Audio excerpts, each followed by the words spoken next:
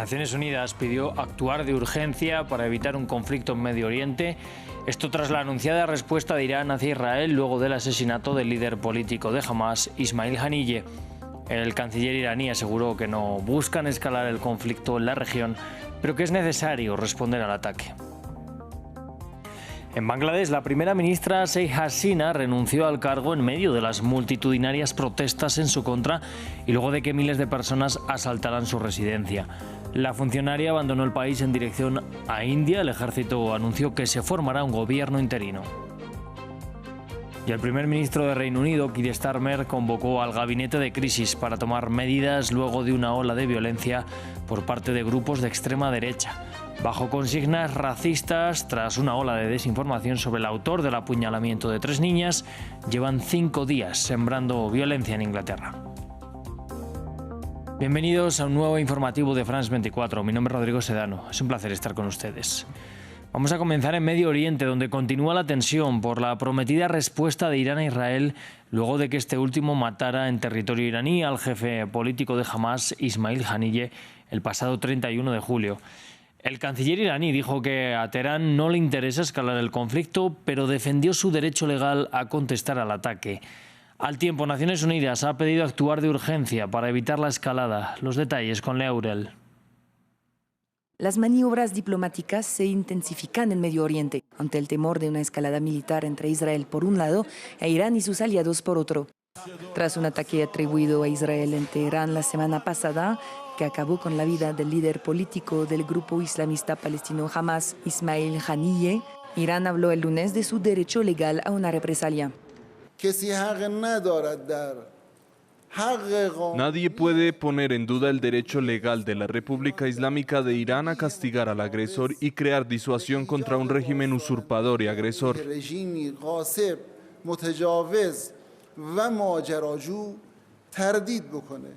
Israel no ha hecho comentarios sobre el asesinato en Teherán, pero sí admitió haber llevado a cabo otro ataque la semana pasada, esta vez sobre el Líbano, que dejó muerto al alto mando de Hezbollah, Fuad Shukr, la semana pasada, en un lugar de Beirut que miembros de la Comisión Parlamentaria de Sanidad libanesa visitaron este lunes.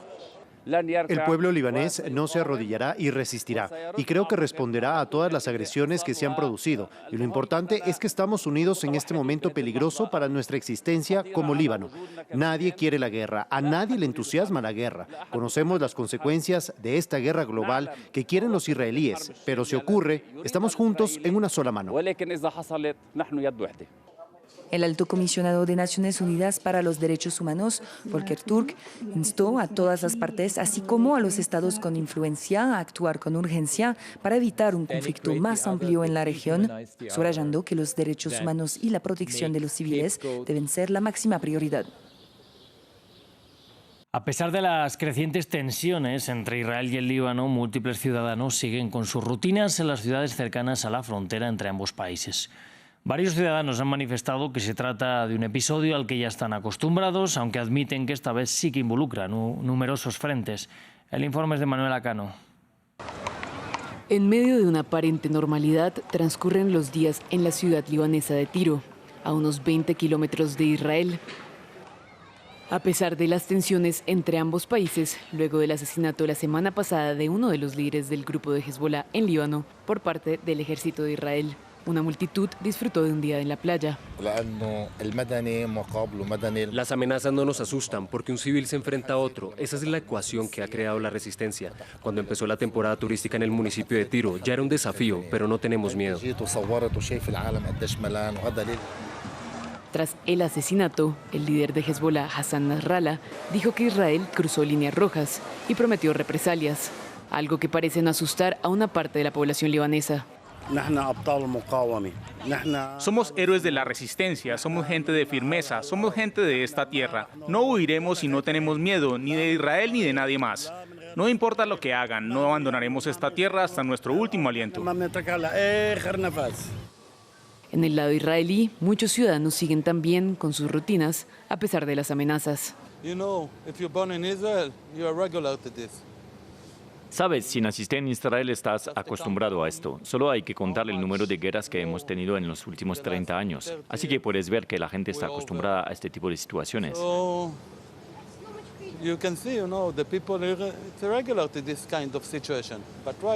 Pero ahora mismo, debido a que es una gran guerra con 7 países diferentes, es un poco complicado.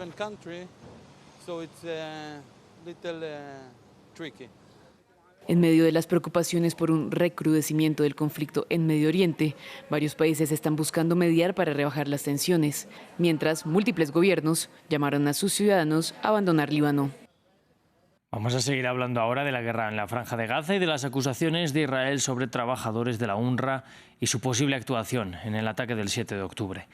Este lunes, la Oficina de Servicios de Supervisión Interna de las Naciones Unidas afirmó que ha cesado la relación laboral con 9 personas.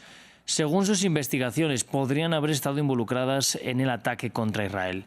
De otras 9 personas no obtuvieron pruebas suficientes y de una más, sus pesquisas no respaldaron las acusaciones de Israel. En relación con esos 9 casos, las pruebas aportadas en apoyo a las alegaciones de que funcionarios de la UNRWA estuvieron implicados en los ataques armados del 7 de octubre de 2023 podrían, si están autenticadas y corroboradas, proporcionar una base fáctica para concluir que funcionarios de la UNRWA pueden haber cometido actos punibles bajo los reglamentos y normas aplicables de la UNRWA. La primera ministra de Bangladesh, Sheikh Hasina, dimitió este lunes y ha huido hasta la India mientras manifestantes asaltaron su residencia. La salida de Sheikh Hasina llega tras más de un mes de protestas mortales, con un balance de más de 300 personas fallecidas desde que empezaron. El ejército anunció que el toque de queda se terminará el martes por la mañana. Una decisión que pone fin a 15 años en el poder. El general Wakar-uz-Zaman declaró en un discurso televisado que la primera ministra Sheikh Hasina, de 76 años, había dimitido y abandonado Bangladesh este lunes. El país asiste en estos momentos a un periodo de revolución.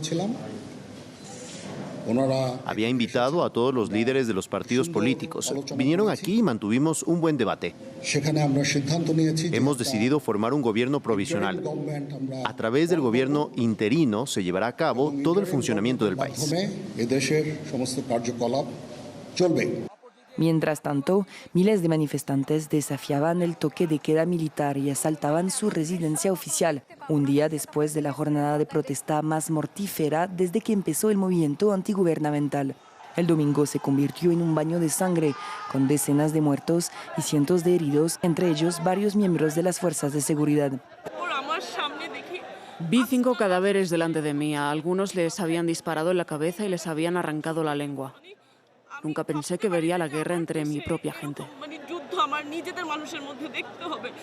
Las protestas comenzaron de forma pacífica en julio, con estudiantes exigiendo el fin del sistema de cuotas para los empleos de la función pública, pero desde entonces se han transformado en un desafío y un levantamiento sin precedentes contra el gobierno que intentó sofocar los disturbios por la fuerza.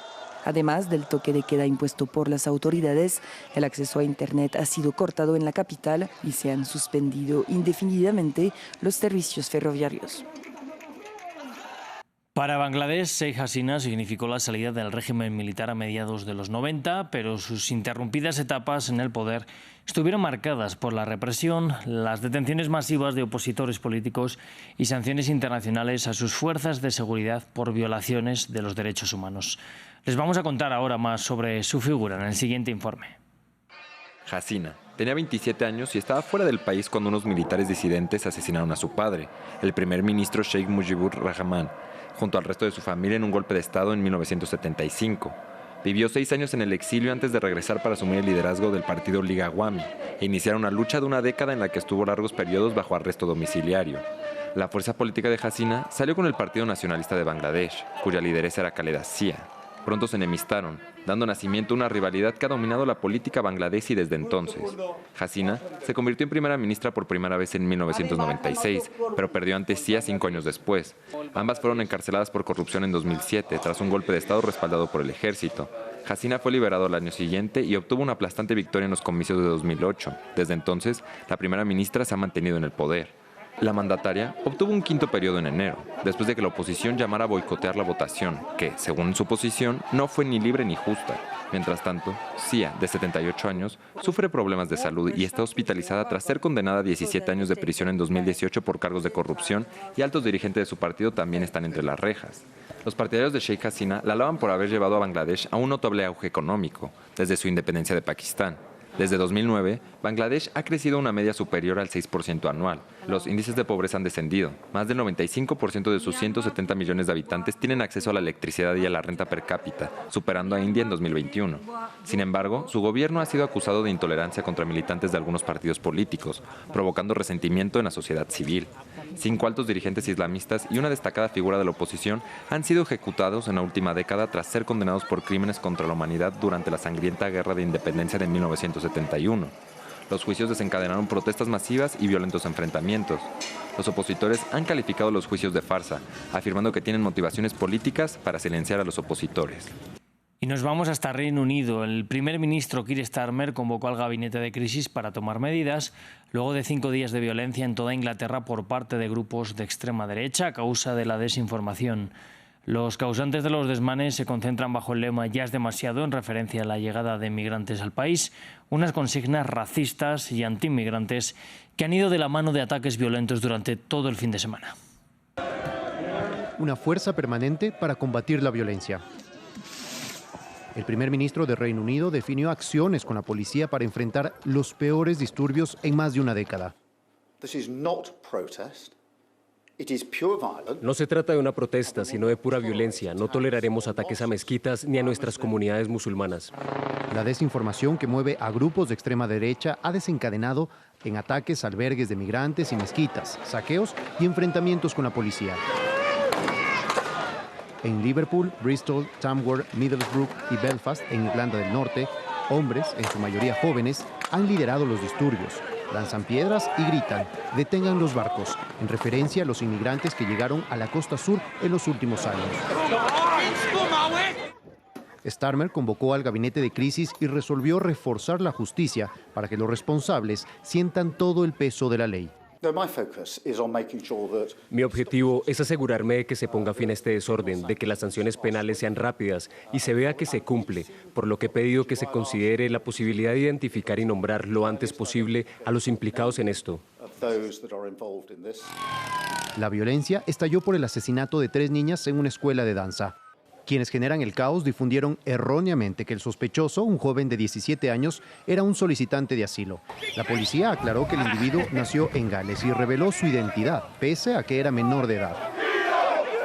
Incluso varios portales en Internet se disculparon por compartir información falsa. La desinformación y grupos de extrema derecha han desencadenado en un ciclo de violencia que supone un reto para el recién posicionado primer ministro. Pasamos a hablar de Venezuela, en donde sigue la pugna política entre la oposición y el gobierno tras las elecciones del domingo 28 de julio. Este lunes, Edmundo González y María Corina Machado han hecho un llamado a policías y militares para que se rebelen contra el gobierno y la cúpula militar. En este comunicado insisten en que Edmundo es el legítimo ganador de las elecciones, pese a que el CNE ha confirmado la victoria de Maduro sin enseñar actas de votación. Hacemos un llamado a la conciencia de militares y policías para que se coloquen al lado del pueblo y de sus propias familias. Con esta masiva violación de derechos humanos, el alto mando se alinea con Maduro y sus viles intereses, mientras ustedes están representados por ese pueblo que salió a votar, por sus compañeros de la Fuerza Armada Nacional, por sus familiares y amigos, cuya voluntad quedó expresada el 28 de julio y ustedes conocen. Y en el marco de su visita oficial a Chile para reunirse con el presidente Gabriel Boric, Luis Ignacio Lula da Silva se ha pronunciado de nuevo al respecto de Venezuela.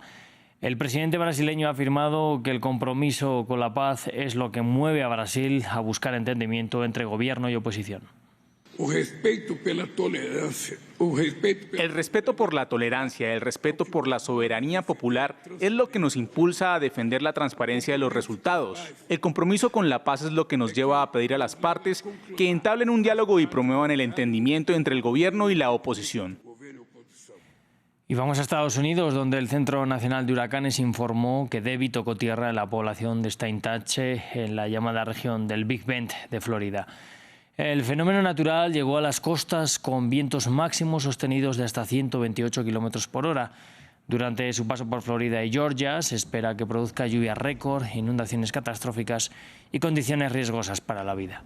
El gobernador de Florida, Ron DeSantis, alertó a los ciudadanos. Así vamos a cerrar nuestro informativo y yo les invito a que sigan aquí con nosotros en France 24.